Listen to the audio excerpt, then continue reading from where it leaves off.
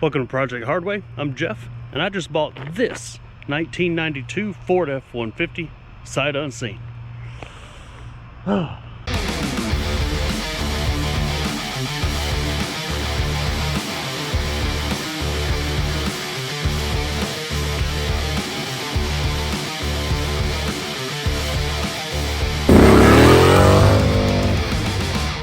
So here's the deal. I don't know anything about this truck.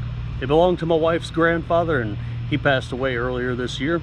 So now I'm taking it off of her grandmother's hands.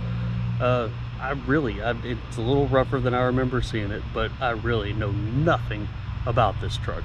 So let's take a look at it. We got the old two-tone paint job, step rails, a little bit of, yeah. Parked a little too close to the pole with the CVS, I'm thinking. Let's see what we got here. Not sure what happened there. Uh-oh.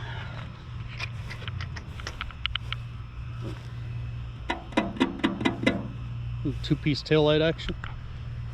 Got a trailer hitch. That's good. We'll do truck stuff. Old stainless panel on there. It's in the bed. Got a little jack. Look at that. A full-size spare. Pop inside. It smells like an old Ford. Door trim panel, decent shape. The seat has no tears in it. Dash doesn't have any major cracks. So far, good looking truck. Now, when I say that I don't know anything about this truck, I mean, I don't even know how it moves. Pop the hood and you and I are gonna see this together for the first time. Oh, I'll be. Ain't no straight six in there. That's 5-0.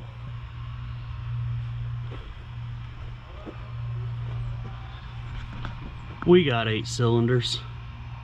8 of them, yep. Let's see if it'll start. Let's see now, oil. Yes. Battery's doing something. That light's on.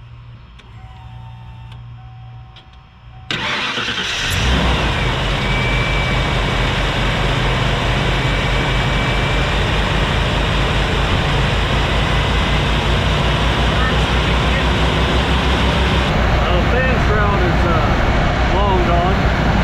Fan's working. No crazy smoke out of the tailpipe. I'm gonna let her get warmed up and just, you know, get a feel for what she's telling me. All right, let's get to the brass tacks on this. Does the AC work? I imagine it would. You know, them old timers, they need it cool.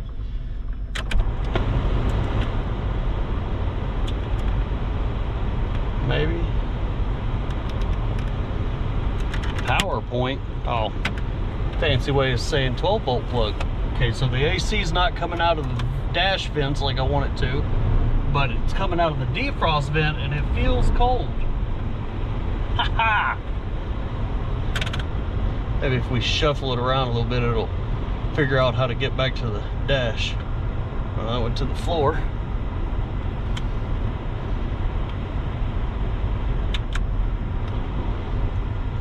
Okay, now we're in the dash. There we go.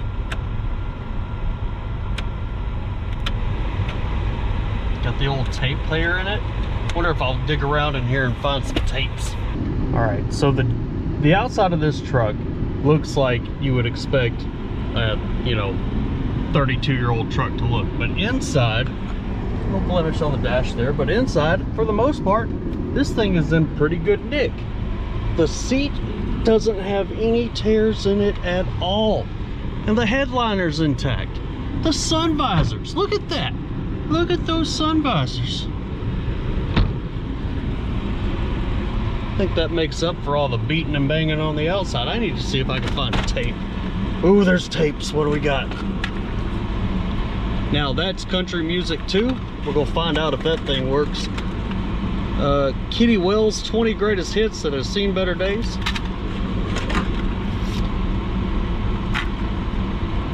Keith Whitley, greatest hits. I'm sure there's all sorts of, oh, Alabama. I'll be. Is there anything in there? Here we go, Alabama.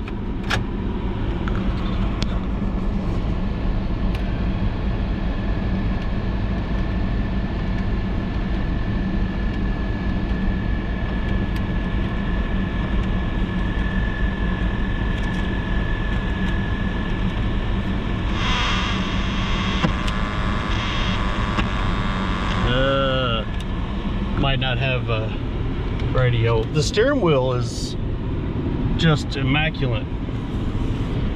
No, it's toast. Does it tilt? Oh, it tilts. We're in good shape there.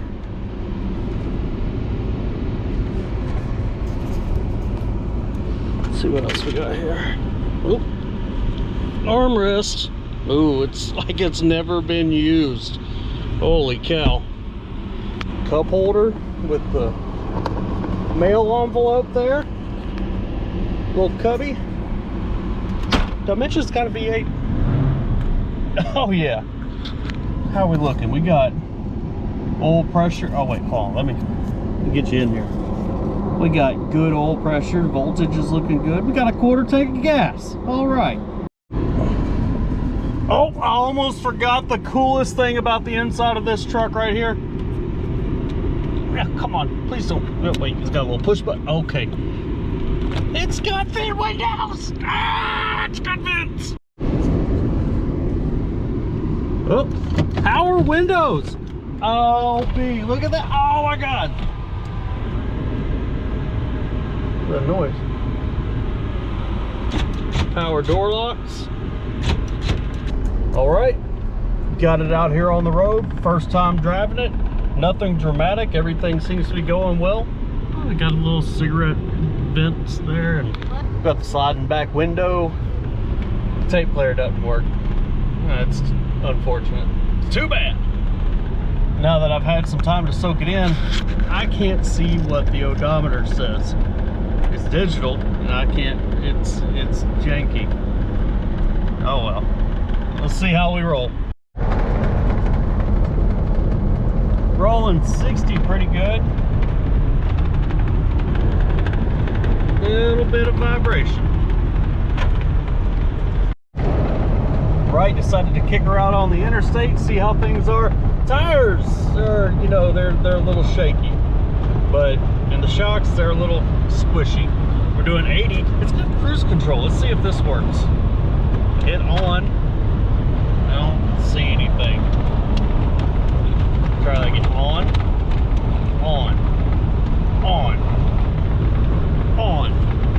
What happens if I set? I don't see any lights, but it's going on its own. All right, it's got cruise control. Cool. All right, there we go. We made it home drama-free. Now we got the V8.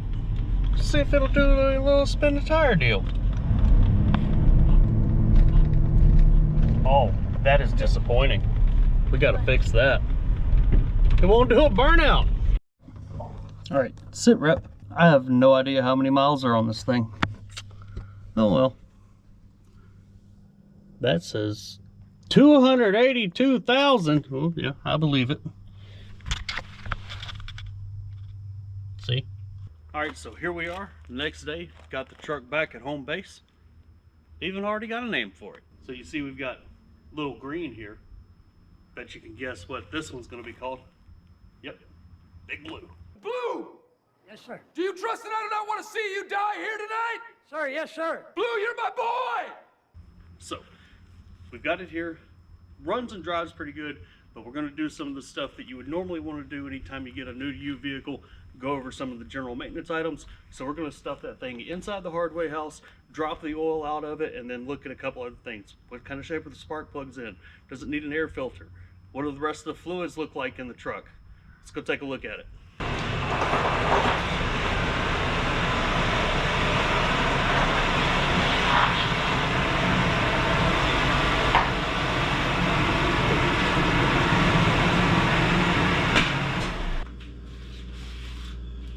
Tight squeeze. The first thing I want to do, some may consider it a snake oil of sorts, but I like, with any new engine I get, I like to run a bottle of motor flush through the oil. This stuff kind of helps clean up anything that might be gummed up in the engine. Hopefully it's not too much. If it's too much, if you go and run this stuff in your engine and you got a whole bunch of gunk in there, like really bad sludge, you end up possibly clogging up your oil pickup. Don't want to do that, but you know, here we are. So take this stuff, dump it in the crankcase, start the engine, let it run for 5 minutes. Don't rev it, don't drive it, then dump the oil out of it, put fresh in.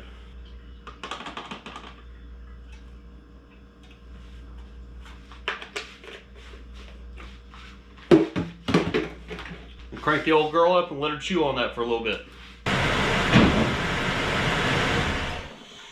And with that, now just drop the oil and change it like you would with anything else. Good thing about a big truck is I don't need a jack to do an oil change. I got a big old 3/4 inch drain plug on it here.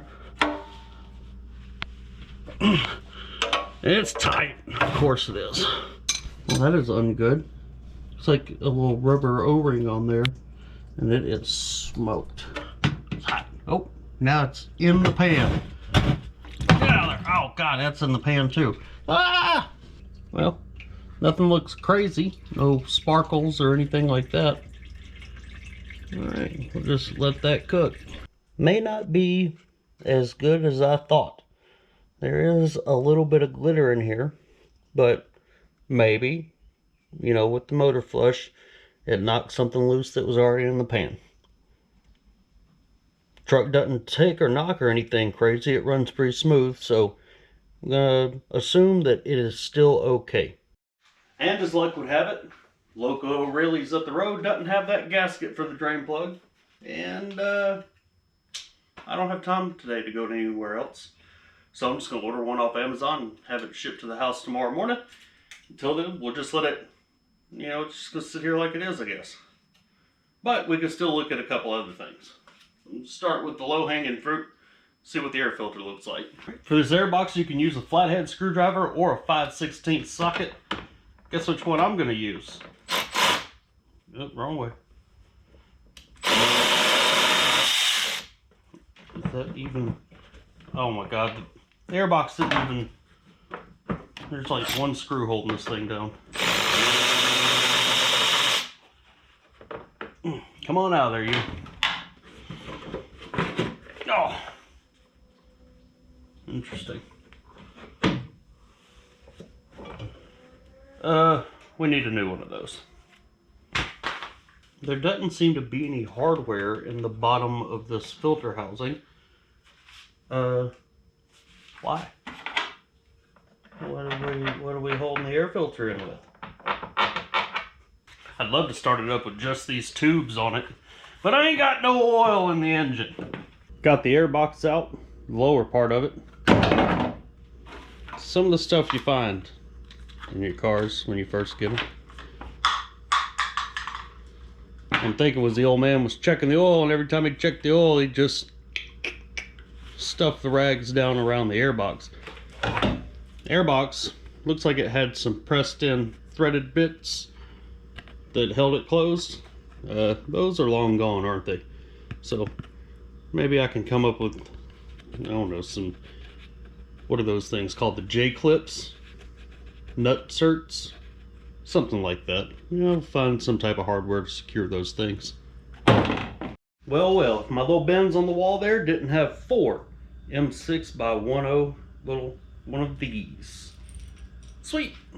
All right, I'm out of time to work on the truck today, so I got to shut it down. Got to order some things. It needs a new air filter. We're waiting on that drain plug gasket, which I instead ordered a magnetic drain plug for it. Why not? Put one of those in your old cars. It helps. I'm gonna go ahead. These spark plug wires don't look bad, so I'm just gonna go ahead and order some new spark plugs anyway without taking a look at what's in there. One of those peace of mind things that doesn't cost a lot of money. Truck's sticking halfway out of the shop though. Can't start it. There's no oil in it. Push it. Oh, what the hell? Oh. You don't need that, do you? Alright. Didn't think so. Alright, got my Amazonian drain plug in and new keychain. I have that with a new car, right? The drain plug came with an assortment of different washers. I'm gonna go with the old crush washer. Slide under here, pop that thing in, swap out the oil filter, put some oil back in it, then we'll continue digging in up top. All right, so admittedly, this is my first ever small block Ford, and I had no idea that the oil filters on this thing were that big. Holy crap, it might be bigger than the oil filter on my big block Chevy. That being said, we talked a little bit about sludge buildup earlier when I was running the motor flush through it.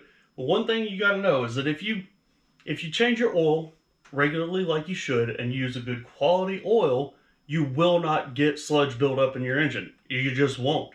My preference, Castrol GTX high mileage. It's a synthetic blend. It's got all the good stuff. I run it in everything except for my Altima. I get the Edge full synthetic oil in that. And then my old big block Chevy over there, I run regular Castrol GTX with a zinc additive. Anyway, so while I was under there, noticed the motor mount was shot, which I figured that when I was driving it. Trans mount's a little worse for wear, but I got to looking at the transmission because I don't know nothing about these Fords. And from what I could find online, I believe I've got the electronic, what is it, AOD overdrive transmission in this thing. So that's good, I guess.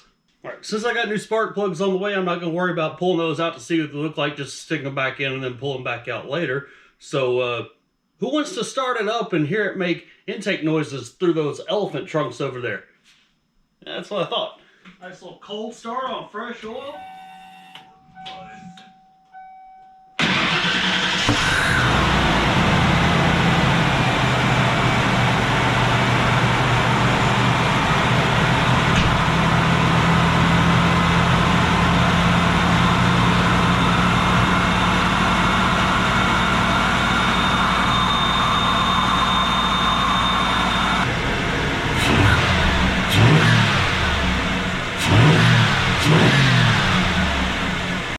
Ford oil pressure gauges are a yes or no thing. Never understood why the big three had this infatuation with the 5.5 millimeter hardware. Just, come on. So I'm gonna pop these intake tubes off because I want to take a look down off in that throttle body and see, you know, how's she look? Is there a bunch of gunk and buildup, or is she nice and clean? Ta-da! God dang it. It's like the third one of these clamps that the screws just come out of it instead of, you know, unwinding the clamp.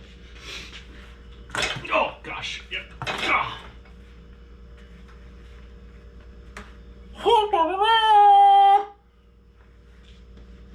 It's like two strange radiator hoses, that's all it is. Alright, here, let's take a look. Not quite sure what that residue is about.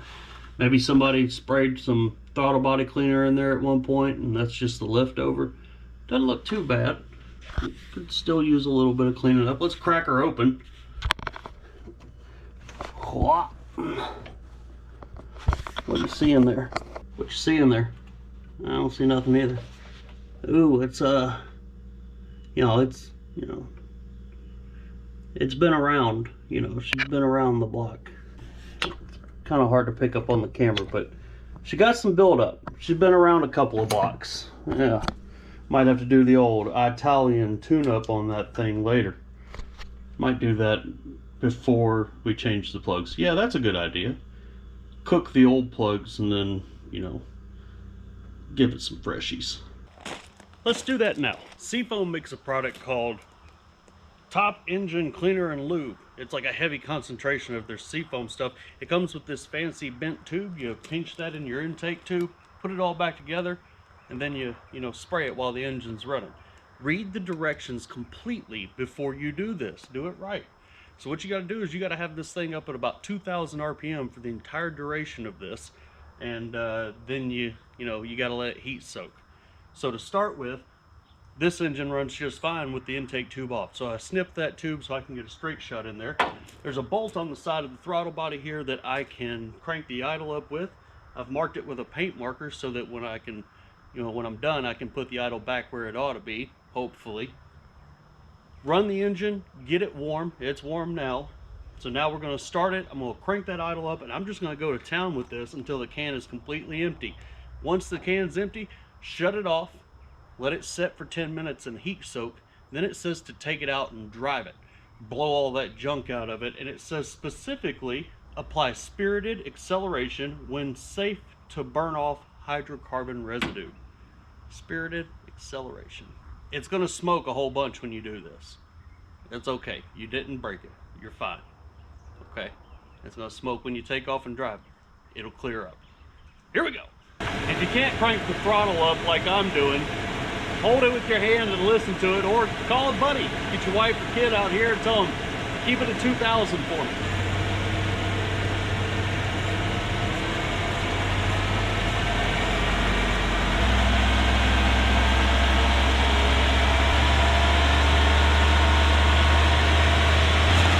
There we go, 2,000 RPM.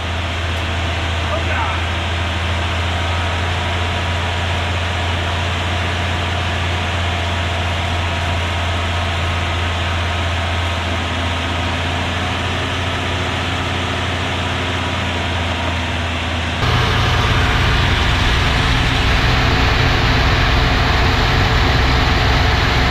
Not seeing any smoke, surprisingly.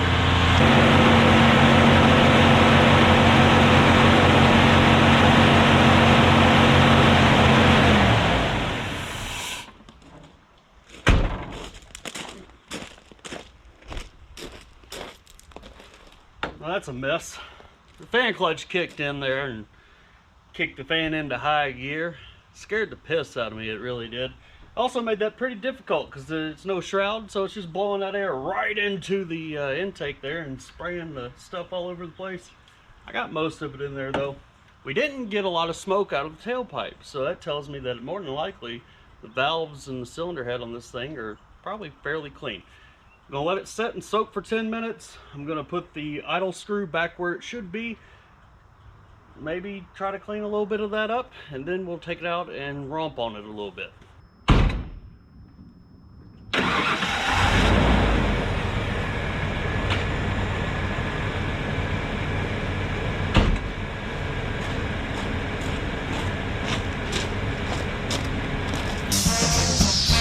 Smoking!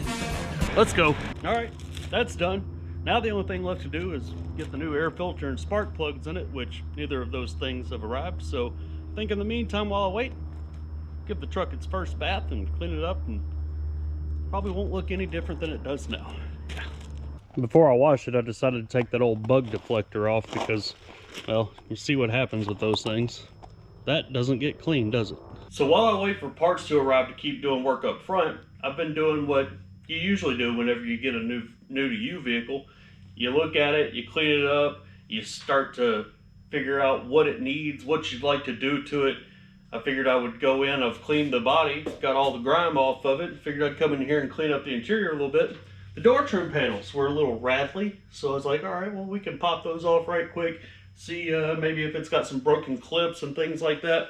I get it off, and now I'm looking at, oh well, I'm looking at the speaker anyway, and there's nothing I love more than upgrading the system in a car to, you know, have decent sound quality.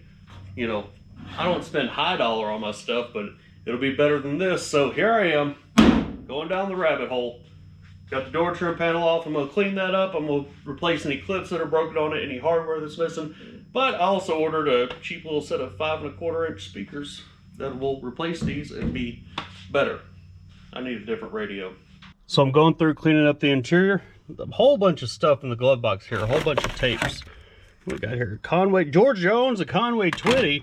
Too bad that tape player doesn't work. All sorts of service records and God knows what for the thing. But I found this pretty cool thing in the glove box here the old man had.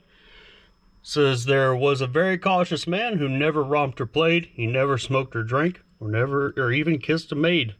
The day he passed away, his insurance was denied, for since he never lived, they claimed he never died. The old man was right. You gotta live your life. Don't be afraid to live life. Don't wait until it's too late to live and enjoy it. There's a whole world out there.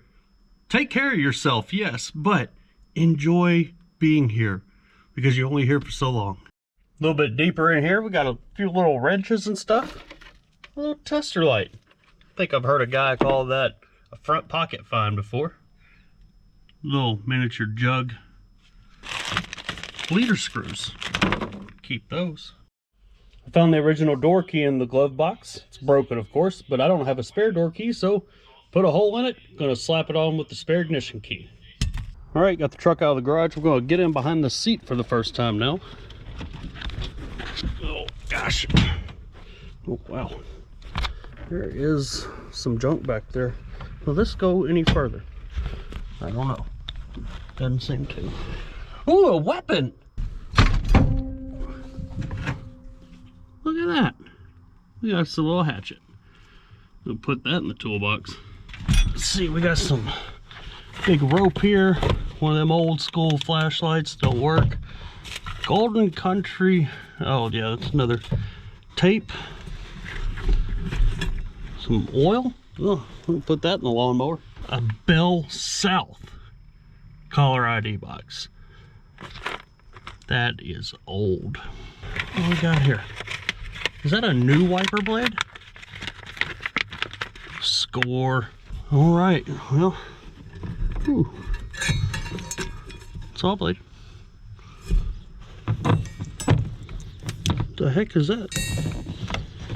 Piece of a bicycle pump. Well, I guess I'm gonna get back here and dig all this junk out and clean it up a little bit. There we go, that's better. Might get some of that tape on Velcro to pull that carpet back. But as clean as it can be for now, I guess. Well, since I couldn't just leave well enough alone and put the speakers, you know, just leave it alone. Clean the door panel, put it on. And I had to get them some new speakers. Got these Scar Audio. They're relatively, you know, decent for the price. Not too much money, you know, look at what we're working with. They're 6.5-inch speakers, but their design, this edge right here, just barely doesn't fit inside of this hole. I'm not sending them back and getting other ones. We're gonna, yeah. I think the right thing to do here would be to have a body saw and just carefully, meticulously cut, make this hole just a little bit bigger. I don't have one of those. I do have the next best thing. This is gonna get ugly quickly. Oh my God. Oh, that was so loud. Oh, I have zero legitimate hearing protection in here, so we're burying the Raycons deep. I should probably wear eye protection as well. I've got glasses, but there is shit flying. Ah, it's spitting hot shit all over me.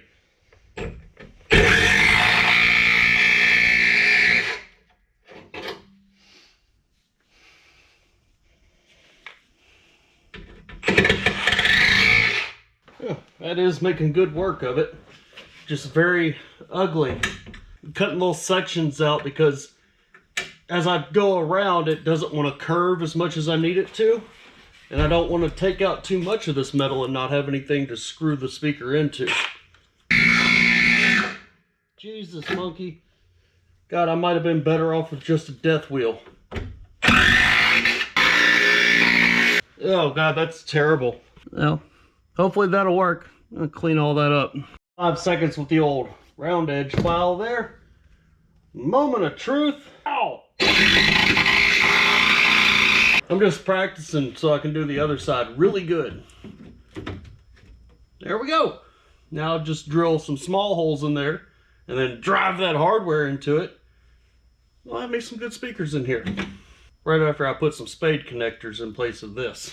There we have it, another semi-successful hardware hack job. By the way, when I said that I was practicing over there to do this side better, what I meant was I was gearing up to do this one worse. It's hacked it up real good. And since I had a couple of wild hairs on my tail, we're gonna do the rear. These use 5x7 or 6x8. Prefer your choice. There's 4 screws that hold the grill on, and then you pull the speaker out. Hopefully, these drop right in. Pleasant surprise, was not expecting the speaker to be attached to the grill like that. Hopefully everything works out like it should. Alright, so those rear speakers went in without any issues. Now that that random side quest for audio improvement is over, back to the matter of hand, making sure we got a good running truck. Finally got some parts in. Gonna slap some NGK Platinums in this bad girl, then button her all back up. Alright, plugs are in. When I was over here, I found one of these hard vacuum lines. Had a little damage, so I slipped it into a piece of vacuum hose. Hopefully that holds up. Got my air box back in. My little J-clips, they weren't going to work, so I hogged out these holes a little bit, put some M6 rib nuts in there, cinched them in. We got the old K&N, you know, 10 horsepower, sure. Down here, this thing, from the cold air here, whoop, had it was like a baffle. It had holes in it. It came to a small point here. Ford had a reason for that, and I don't know what it was, but I saw it as a restriction, so snip, snip, snip, snip, open that up, and slap all that back together. And there we have it, the old 5.0, buttoned up, ready to crank back up. Here's the spark plugs that I took out of it. They don't really look that bad, but they have been in there for a while. They're a bit crusty.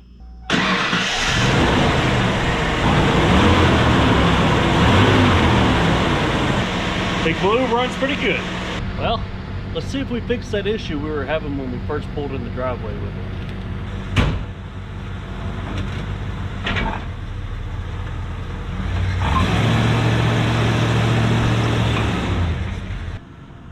Nope. Well, after a good once over, I think we've got a pretty decent truck on our hands. No, I didn't fix that issue I had when I pulled in the driveway, but concrete's a funny thing. I bet if I pulled it on the pavement, it'd light that one tire fire off. So I bought this truck because I was getting, you know, the family deal on it. My idea was to fix the things that were wrong with it, sell it, make some money off of it. But it's a little rougher on the outside than I remember it being.